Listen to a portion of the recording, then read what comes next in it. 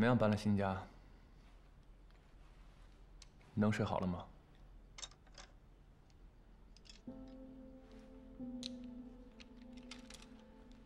昨天晚上，夏红群又来找我了。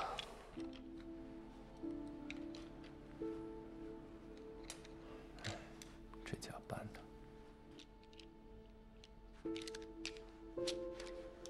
可能不是房子的问题，是我的问题。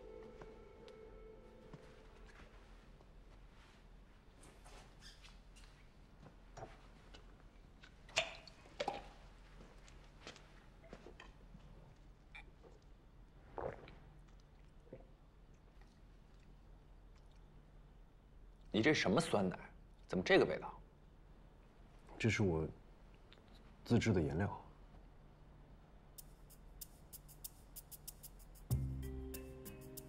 能喝吗？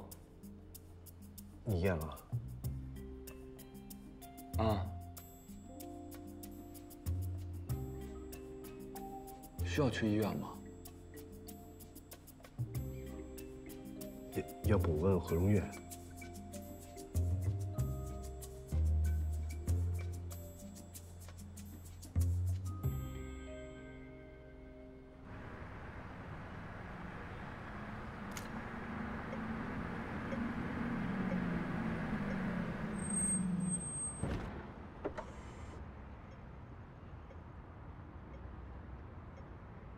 怎么样，搬了新家？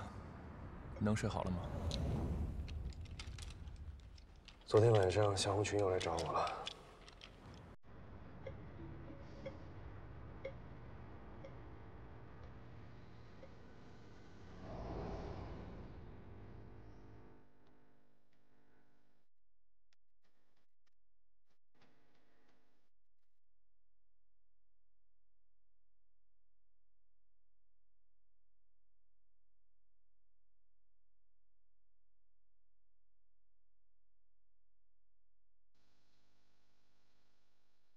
我怎么觉得哪里怪怪的？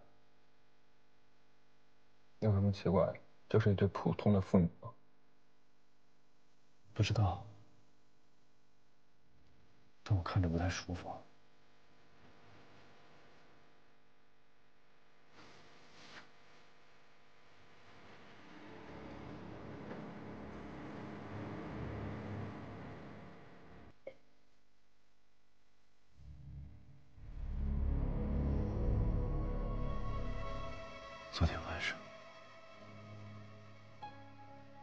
昨天晚上从我们车前经过的那个小红裙，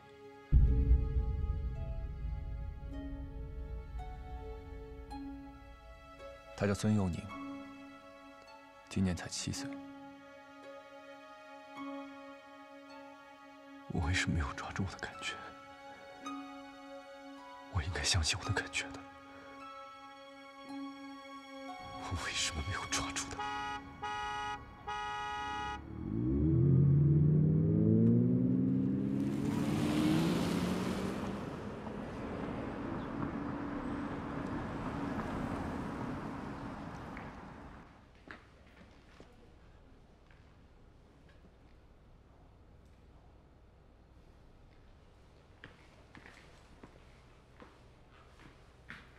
你怎么了？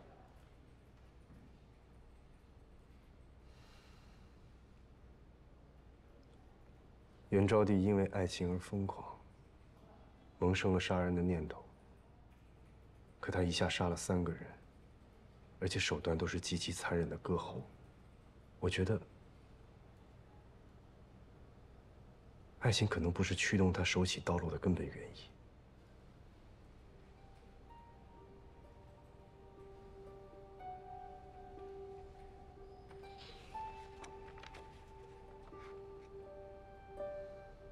他的心里一定还藏着一个魔鬼，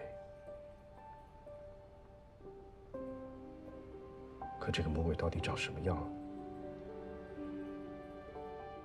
每个人的心里都会有一个魔鬼，但不是每个人都会杀人。无论如何，袁招娣杀人是事实，这对我们才是最重要的。我一定要把这个魔鬼画出来，这对我来说更重要。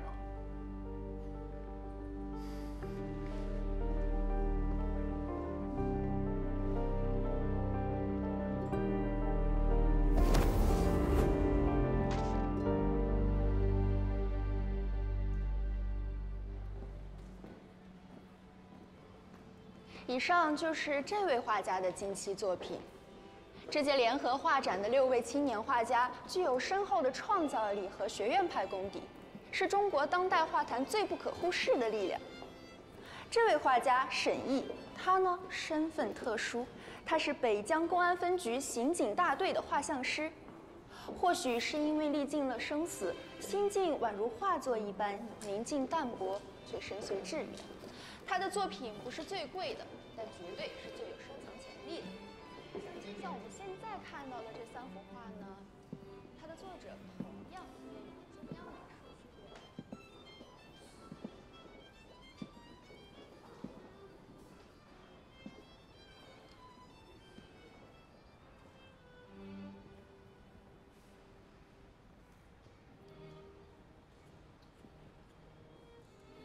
可惜了。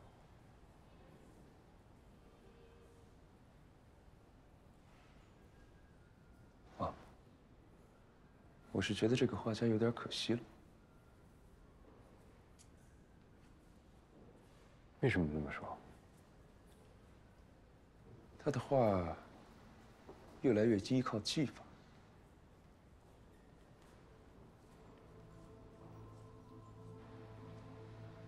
虽然很成熟，也有理性思辨，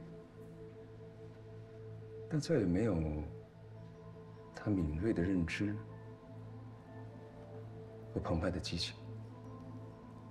艺术家是靠感知、接触和表达世界，他却用理性和边界束缚住了自己的感知力。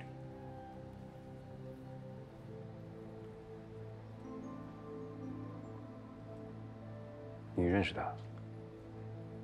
不认识。不过通过他的画，我能读懂的。他是个天才。如果他没做警察，也可能是个犯罪天才。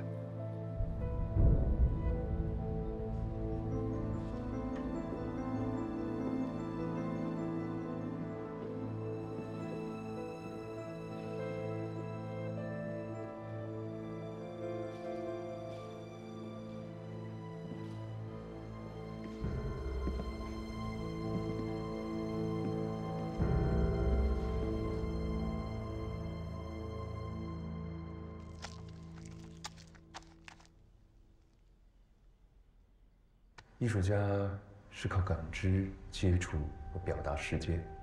如果他没做警察，也可能是个犯罪天才。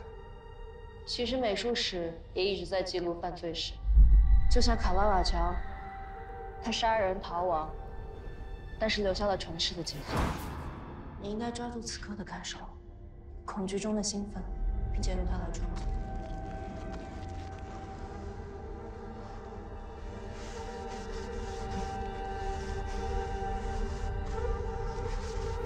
相信我的感觉，我为什么没有抓住他？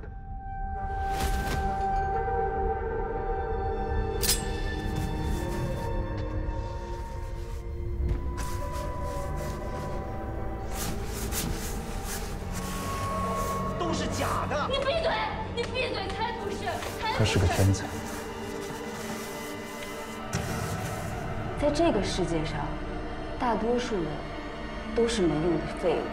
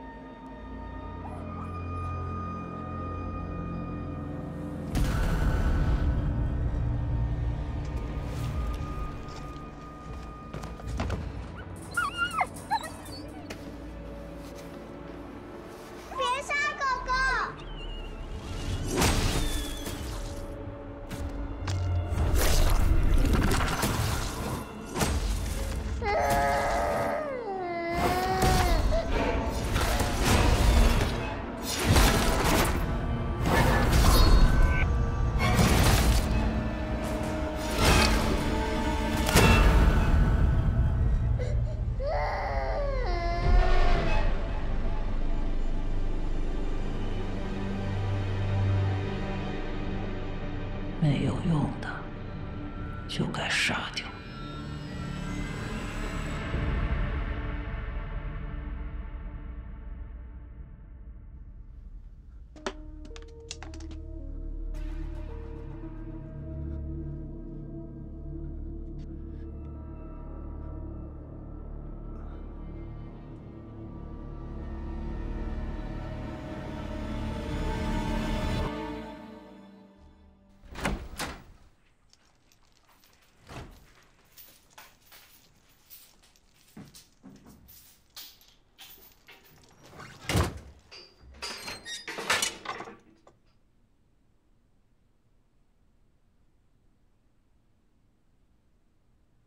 是还有什么要问的吗？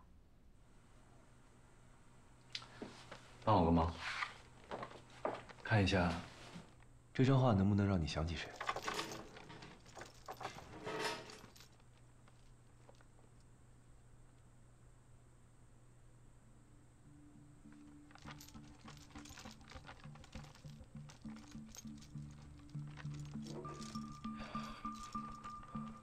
是大姨。大姨，是大姨要来了吗？是我没用了，大姨要来杀我了。是我没用了，大姨要来杀我了。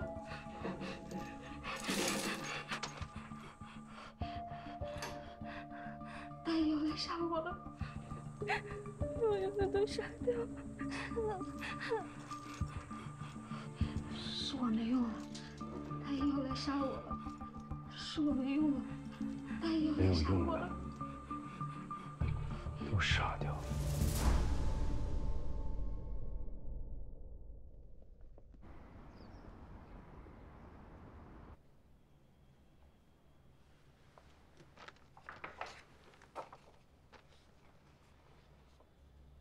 这是谁？这就是元昭帝心里面的那个魔鬼。我去见过元昭帝了。小时候，他姥姥身体不好，都是大姨在带的，而这个大姨是他的噩梦，最终也成为了他人格的一部分。元昭帝身上的凶戾，都来自童年时期大姨对他的伤害。神医，我们是警察，我们的工作是找到真相，抓住凶手，而不是社会调查。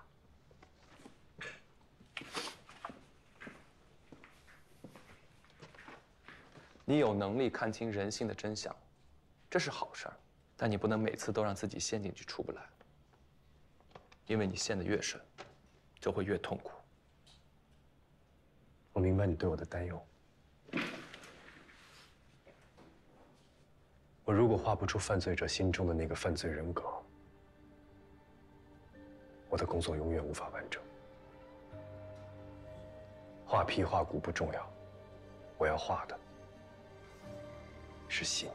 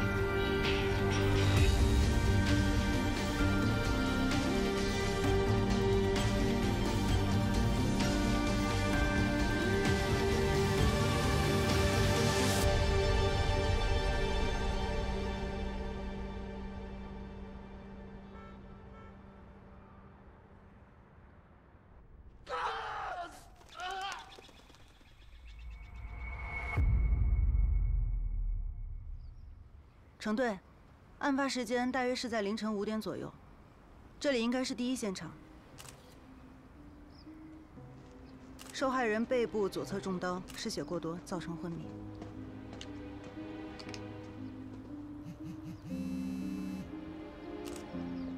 喂，受害人的信息确认了，叫刘强，37岁，工作是物业经理。家庭情况呢？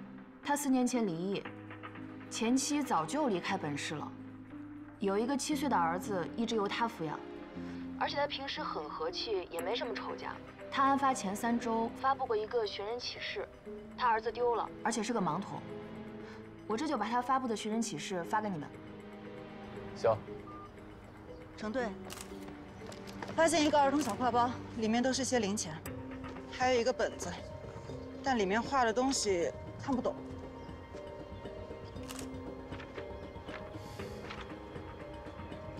行。会不会是他孩子的？李涵说他孩子失踪3周，物品却在这个时候出现在案发现场，很有可能有人绑票勒索刘强。不能排除这个可能性。他是左侧肋部中刀，很有可能跟歹徒搏斗的时候受了伤。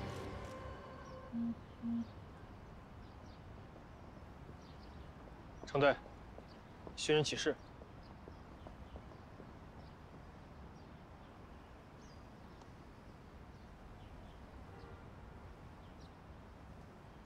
不对，李涵刚才说他儿子是7岁，但这寻人启事上的照片怎么看都像3、4岁的样子。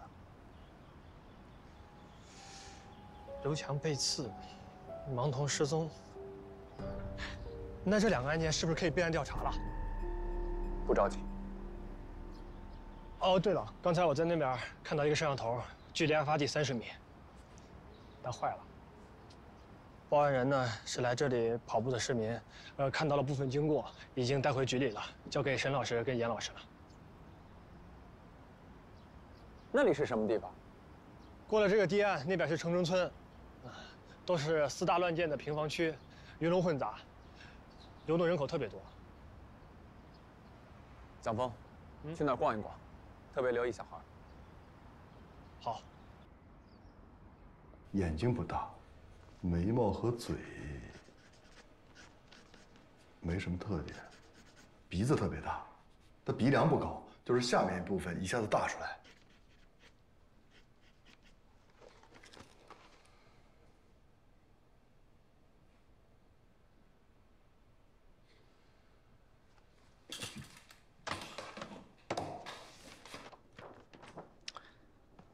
现在忘掉凶手的样貌，我需要你帮我好好想想，当时整个河堤是什么情况？您看，是这个样子吗？对，当时河边就是这个情况。好，现在你跟着我慢慢回忆，当时你沿着河堤由西向东跑着，空气湿润，薄雾重重，四周安静。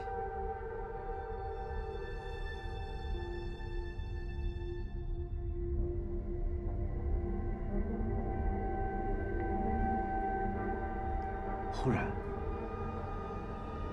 你听到了争执声，于是你朝斜前方看去，在大概50米远的位置，你看到有一个人已经倒下了，另一个人正在逃离。他发出了绝望的嘶吼，使劲地跑着。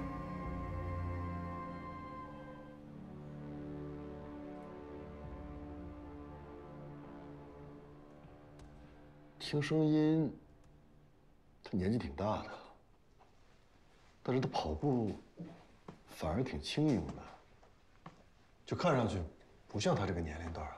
还有他是踮脚式的跑步，就是前脚掌先着地这样的。这说明什么？以我的经验来判断，他是经过训练过的，但是就是没练出来。速度呢？速度不慢，因为当时我盯着他的，旁边有参照物，参照物都虚了，跑得挺快的他。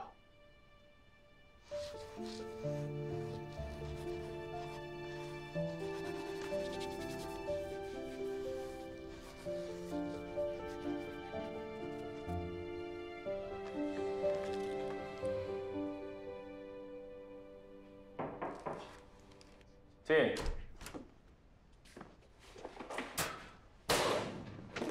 画像出来了。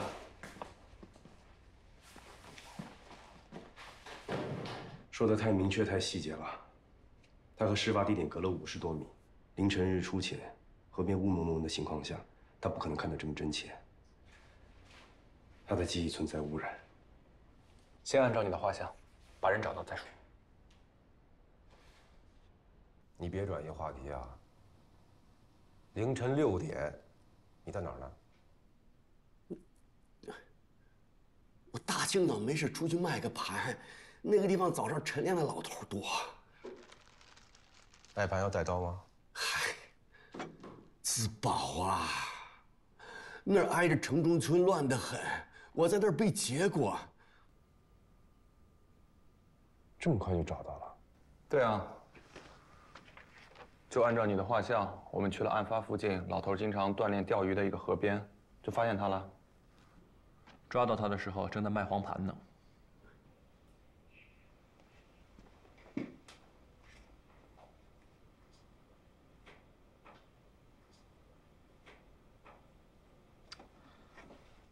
那我大概知道了，目击者在事发前见过李波，留下了很深的负面印象。刺杀知县之后，由于目击者过度紧张，见凶手的体态轮廓和李波有些像，就把李波的五官错置到了凶手身上。哦，这个还准一些。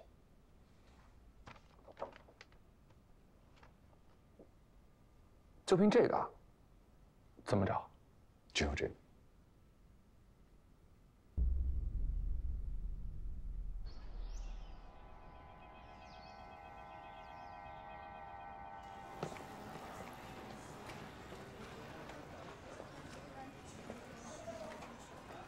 像这种城中村，不管是环境还是人口构成，都极其复杂。从哪儿查起啊？凶手应该是个身手敏捷的年轻人。你怎么知道？目击者是个足球教练，对运动、距离还有动姿的捕捉，应该比对五官的记忆更有参考性。他说凶手是踮脚跑，但根据他的运动经验判断，凶手又不像是一个经历过特别完整跑步训练的人，所以这样的人，小腿腓肠肌和胫骨前肌会比较发达，跑步的动态也会更像年轻人。放开！给我，是我先捡到的。你干什么？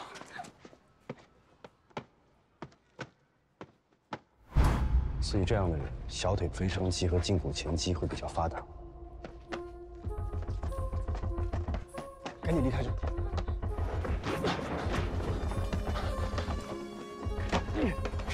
再追，老子弄死你！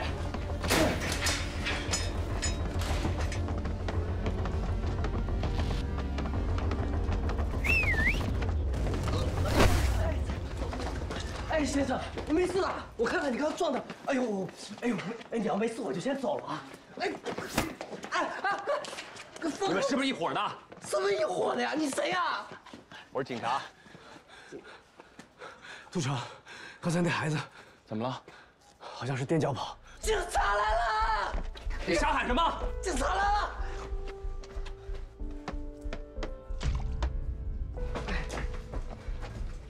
人在哪儿？说吧，在前面嘛。阿信，给了！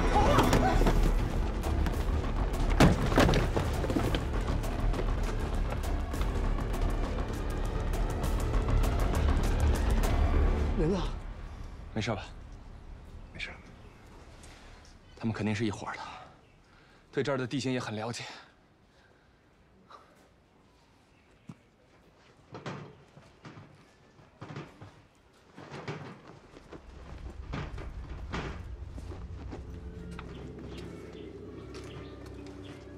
督察。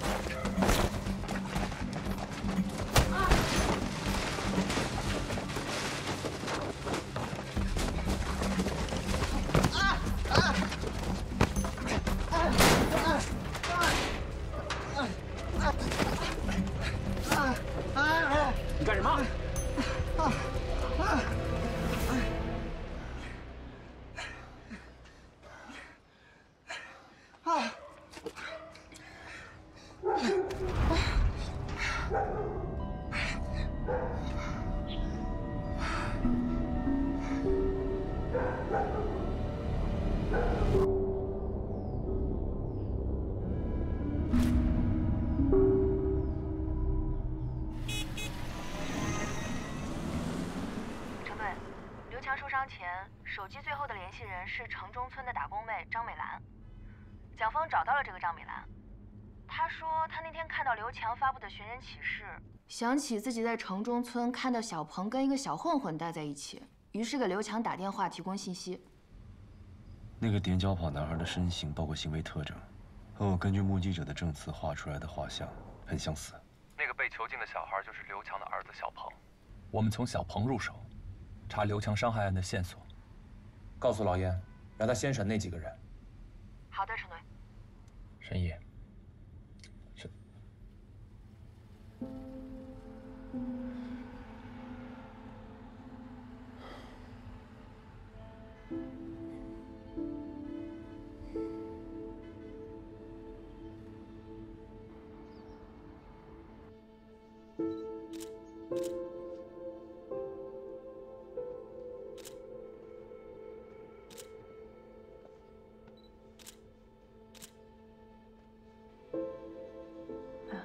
孩子身上有点烫吗？还在发烧，感染指数还是有点高。黄文华，该上都叫我鸡仔。你们要是乐意的话，叫我鸡爷也不是不行啊。云磊，外号磊子，捡废品送外卖，凑个活呗，阿 Sir。我叫二头，磊哥取的名。小壮，马小壮，问完了快点放人走行不行？那边牌局藏好了，等着我开牌呢。行不更名，坐不改姓。耗子，我跟磊子，我俩一块来这边干活，我们俩一条命。咋的？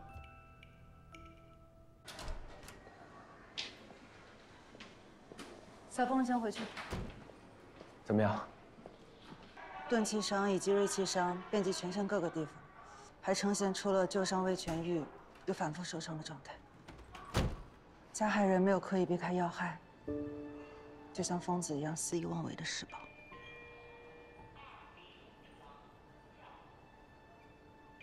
所以会不会是踩伤者高？有可能。我们在现场发现的儿童小挎包里面的零钱，有可能是他沿街乞讨所得。小鹏什么时候到你们那儿的？几星期前吧。那他身上的新伤是怎么来的呀？把人关到笼子里叫非法拘禁，打人叫做故意伤害。你们5个人数罪并罚，可得判好几年呢。除非将功补过。今天凌晨你们干什么了？警察叔叔，我们5个可以关一间房吗？什么意思？就一起住惯了，不在一块睡不着。街道的工作人员作为小鹏的临时监护人，已经在里面了。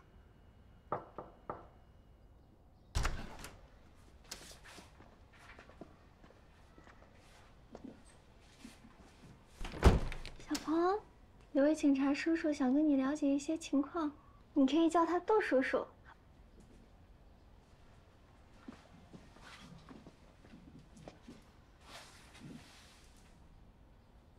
小鹏你好，能告诉我是谁把你弄成这样的吗？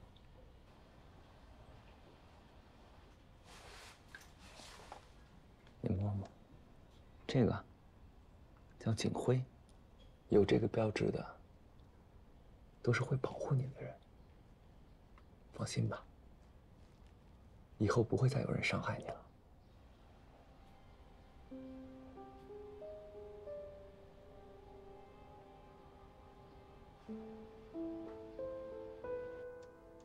学过跑步吗？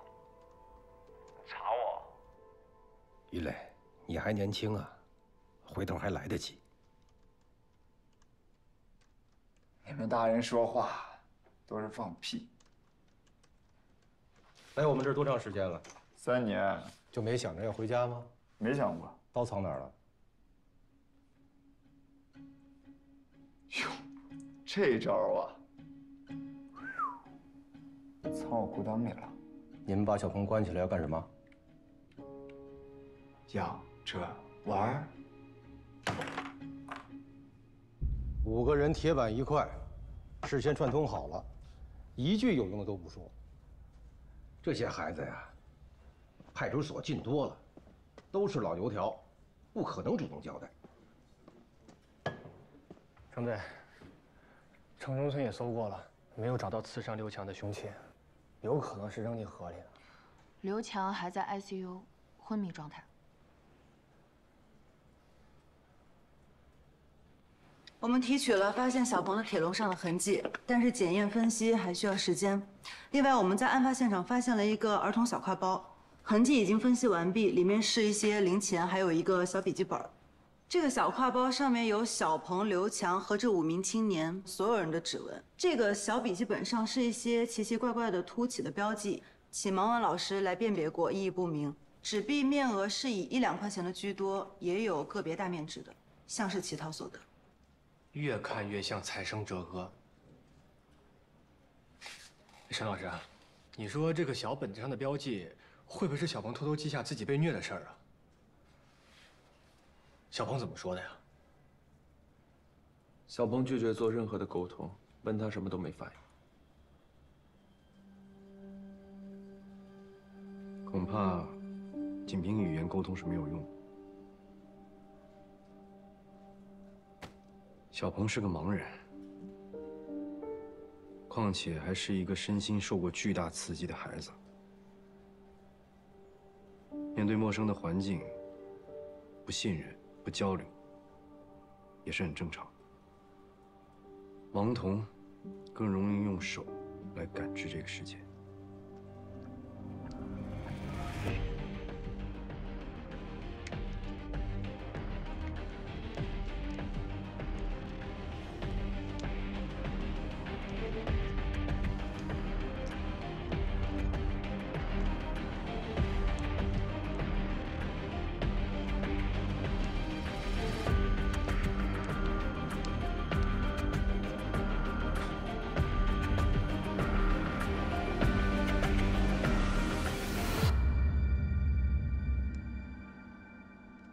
来，小鹏，摸摸看，猜猜是什么？在这儿，猜猜，这是什么？小人儿。小鹏真聪明。那小鹏，知不知道这个小人是谁啊？哦，不知道啊，没关系，我们再换一个。嗯，这个呢？再摸摸看。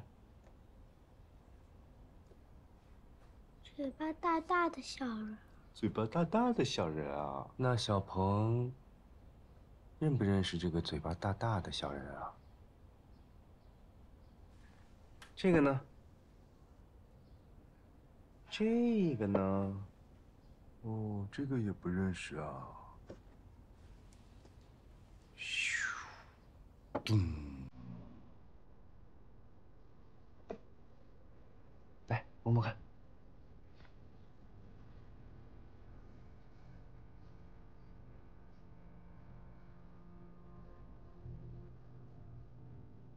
哎，小鹏好像认出来这是谁了。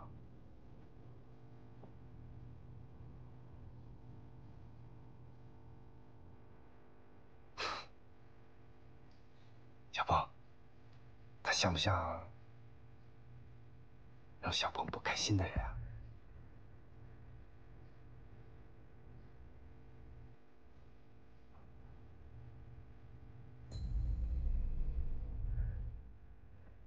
我做了他们5个的人偶，让小鹏触摸。我发现，他对鸡仔、二头、小壮还有耗子都没认出来，毫无反应。唯独在触摸到云磊的时候，我看到他的手停顿了，表情也有变化，就是很显然他认出来了，说明这个云磊跟他有密切的接触。但当我再追问下去的时候，他就不说话。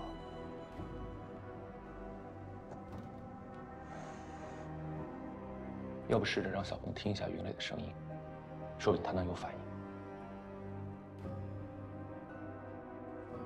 小鹏，我是社区的赵阿姨，这2位警察叔叔啊，想问你一些事情。小鹏，叔叔给你听个录音，你听一听里面这个声音，是不是打你的人？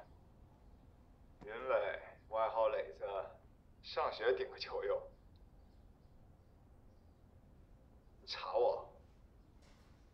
你们大人说话都是放屁。哟，这招啊！小鹏，是不是这个声音？是不是他欺负你，让你受了很多伤？你别害怕，这个人已经被叔叔抓住了。只要你告诉我他是怎么欺负你的，叔叔就可以把他送去监狱，他以后就再也不会伤害你了。等你爸爸伤好了，就可以。他没有打我，你走开！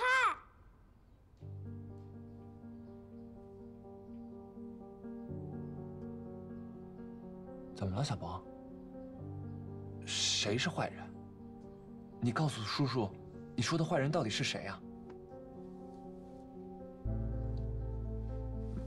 好，小鹏说不是他，那就不是他。那小鹏记不记得那个欺负你的坏人长什么样子啊？比如，你有没有碰过他的脸？他的脸上有什么特点？他的眼睛外面有壳。壳？你说的是眼镜？是这样的壳吗？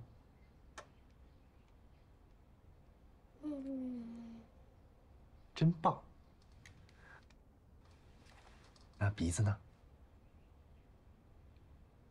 他的鼻孔有这么粗。哇，这么粗啊！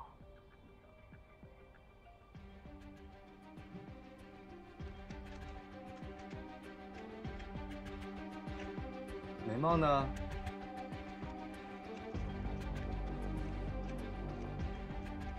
这个叔叔的粗。哦。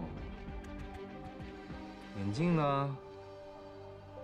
眼镜是这么戴的吗？是。啊。鼻子呢？鼻子，这个叔叔小。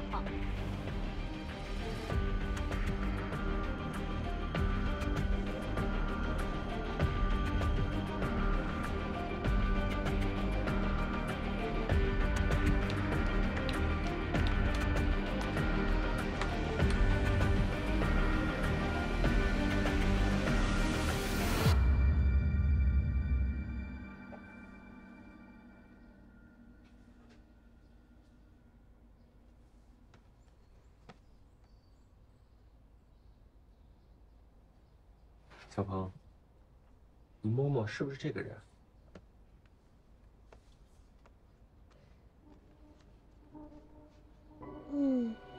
是。